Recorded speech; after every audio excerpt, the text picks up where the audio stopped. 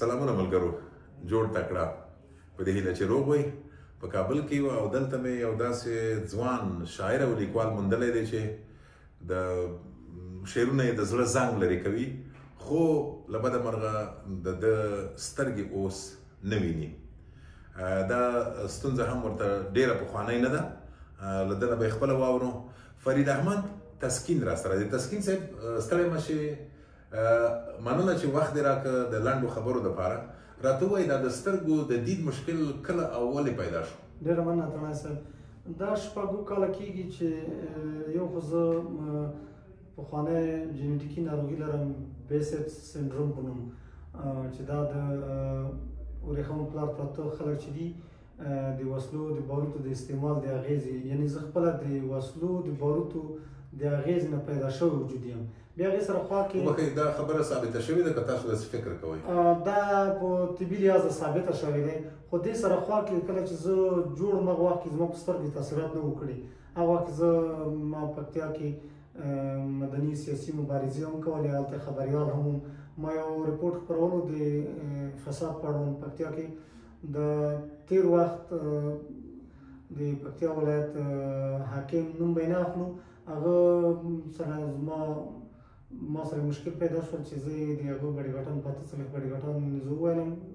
د سر شاته برخه چې اکثره د سترګو د سیدې خو ته تللي دي، د دې وجه هم کېدلی شي. دا هغه څه دي چې او دا خبره ادعا ده که په دې اړه رپورټونه وو منل شوي ده؟ رپورټ شته، ودینۍ ادارې خپل رپورټ خپور کړی، 19 ورا کې دوسیه شته ده، او دا په 2012 کال کې دغه پیښه رامنځته شوې ده. نو بیا ولې رسیدګي ونه شوه چې پیښه منل شوې وه چې داسې شوي دي؟ هغه وخت کې بس داسې و چې د تش په نامه پلاستیکي جمهوریت حاکم و. په هغه وخت کې هر څوک خپل زورواکي او چورواکي حاکم وه. نو هغه وخت کې کنې تاسو خپل وړاندې کړی وو، عریضه مو کړې وه؟ د حامد کرزي وخت و، زما وس نه رسېدو، ځکه چې زما وس نه رسېدو. هغه وخت کې خبریالان هم داسې وو چې د هغوی غږ هم چا نه اورېدو، که اورېدو یم هغه ادارې چې کومې د خبریالانو ادارې وې، د هغوی د ملاتړ ادارې، هغوی یوازې تش په نامه یوازې د خفګان خبره کوله او یو کنفرانس په شکل سره به دا خبره راپورته کړله او تېره شوه. ځکه چې تېر پخوا وختونو کې چې مو هره مسله به داسې لکه د یو نوي زېږېدل شوي ماشوم یا د نوي خبر په شکل سره به هره مسله تېرېده. نو دا خبره بیا څنګه ثابته شوله چې تاسو حتما د وهلو په نتیجه کې دید د لاسه ورکړی؟ ځکه چې زما خپله وهل وخوړل، ما وهل وخوړل او خپله دا تکلیف چې دی زه پوهېږم چې دا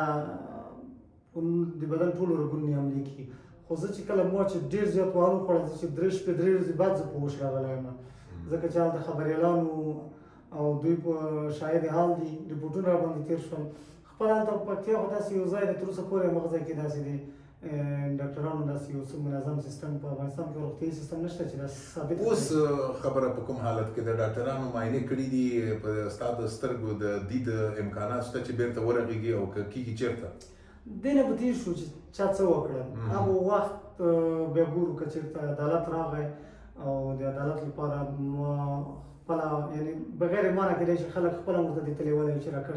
راکش کړی شي. خو دې سره خوا کې زما د خپله ناروغي چې دی د دې تشخیص شوی دی، دا په برطانیا او په امریکا په جرمني په دې ځایونو کې کېدونکی د علاج یې. دې لپاره بیولوژیکل ډایرکشن ته اړتیا دی، ځکه چې په دننه خپله په بدن کې اول د سترګو نه مهم ماته چیرې د بدن مشکل دی چې زما په بدن کې رګونو کې التهاب پیدا کېږي. د دې لپاره د بیولوژیکل ډایرکشن لپاره ځکه اړتیا ده چې د سپینې وینې سپین کرویات سر کرویات خلکو سره نه پېژني، لکه د افغانستان چې مثلا په خپل منځو کې سره وران په داسې یو سیستم دفاعي سیستم په ځان حمله کوي. نو دې لپاره بیولوژیکل ایجنټونو ته اړتیا ده، یو رقم د واکسین په شکل سره کېږي چې هغه دلته نشته. په برطانیا او په جرمني او په امریکا او په پرمختللو هېوادونو غربي نړۍ کې کېدونکی دی. او د دید چې د لاسه ورکوه د سترګو دا تدریجي و که یو دم؟ دا تدریجي و، ځکه چې اول خو زه چې څومره ښه شوم، زه تر ډېره وخته پورې ذهني جوړ نه وم. ما چې زما دا تکلیف اعصابو دوا مې شروع کړله ډاکټرانو راته، خو وروسته دا وجه دا وه چې د ولګېدلم د هغې وجه ډېر زیات و. تاسو وګورئ زما د سترګې وګوره، شاته رګونه چې کوم دي هغه ډاکټران وایي چې هغه له منځه تللی دي عصبي سیستم اوس هېڅ شی نه وینئ نږدې لرئ نه نږدې نه لرئ د دې لپاره د بایوټیک سیستم شته دی چې هغه په اوسنۍ نړۍ کې کار باندې روان دی فکر کوم چې ځینې ځایونو کې نتیجه څه نه څه ورکړې دی نو کیدونکی دی که چېرته وکولی شي تجاران بنسټونه بهرني دي که کورني بنسټونه یې هغوی وکولی شي زما علاج لپاره کار وکړي دا ممکنه نه ده چې وبه نه شي کیدونکی دی او بله خبره دا ده زما پیغام دا دی واضح پیغام زما دا دی چې زما د ظاهري شکل مه ګورئ زما د مغز نه استفاده وکړئ چې د انساني نړۍ لپاره ترې ګټوره استفاده وشي نو تاسو څه کمال لرئ چې هغه په نورو کسانو کې کم دی چې تاسو وایئ چې استفاده وشي زه شاعري خو خیر یو هنر دی او دې سره خوا کې زه زما چې کوم دی زه د یوې ښې جامې د جوړولو لپاره ډېر ښه منظم پلان لرم چې موږ څنګه کولی شو چې جامعه څنګه تغییر کړو اوسنی حالات د افغانستان چې کوم دي د هغې تغییر لپاره زه نسخې لرم هغه نسخې دا دي چې امکانات نشته امکاناتو ته په کتو موږ ځکه دلته د ریسرچ مرکزونه نشته تحقیقاتي مرکزونه نشته او په ټولیزه شکل سره که چېرته په زموږ په ټولنه کې اوسني حالاتو کې ټولیز عقلي باور رامنځته شي زه باور لرم چې یو زنه زما په شان داسې نور داسې کسان شته چې د دې جامې د جوړولو لپاره کار کولی شي زه په سایکالوژي کې په روان درملنه برخه کې زه ډېر څه کولی شم چې حتی تر دې چې ځینې جنټیکي مریضانو لپاره زه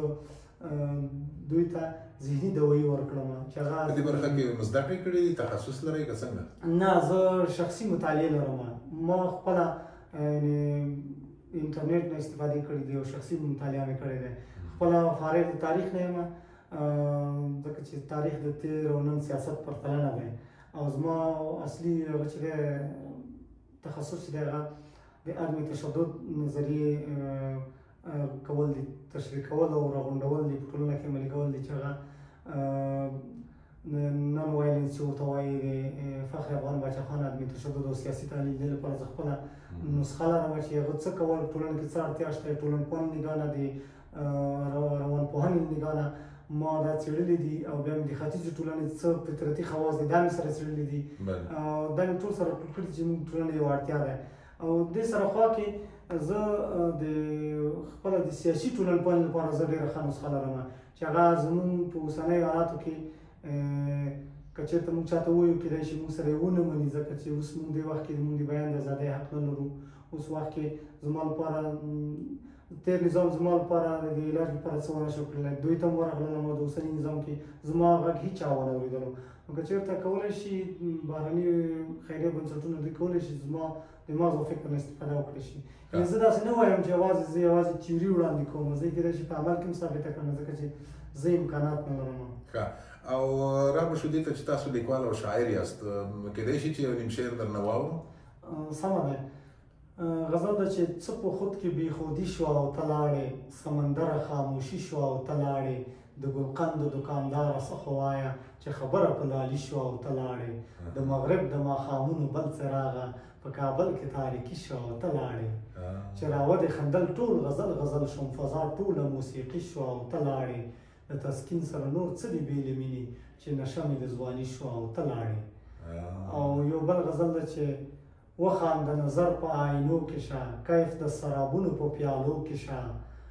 راشه چې چوپتیا د جمود ماته شي شرنګ مې د غرور په زولنو کې شه بې له تا به څه په ځان راټول شمه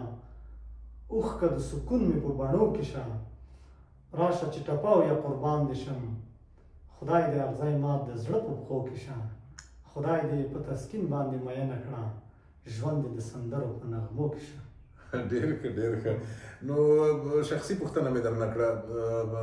واده دې کړی دی ماشومان لرې نه تر اوسه پورې مې واده نه دی کړی او بس چې کله د ژوند امکانات برابر شي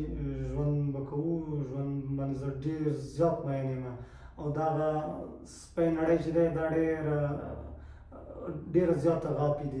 پیسو د امکاناتو له وجې نه زه نه غواړم چې د سپی نړۍ سره جنګ وکړم غواړم چې ژوند وکړم غواړم چې روح روان مې جوړ اوسي او نورو ته هم دا پیغام درم ډېره مننه تسکین صاحب کور ودان له فرید احمد تسکین سره مو لنډ بانډار واورېده په دې هیله چې خلک که غواړي د ده سره په دې برخه کې که ټولنې دي که خیریه بنسټونه دي که اشخاص دي که دولتونه دي مرسته وشي چې د ده سترګې بیا دا ښکلې دنیا وویني. روغ اوسئ.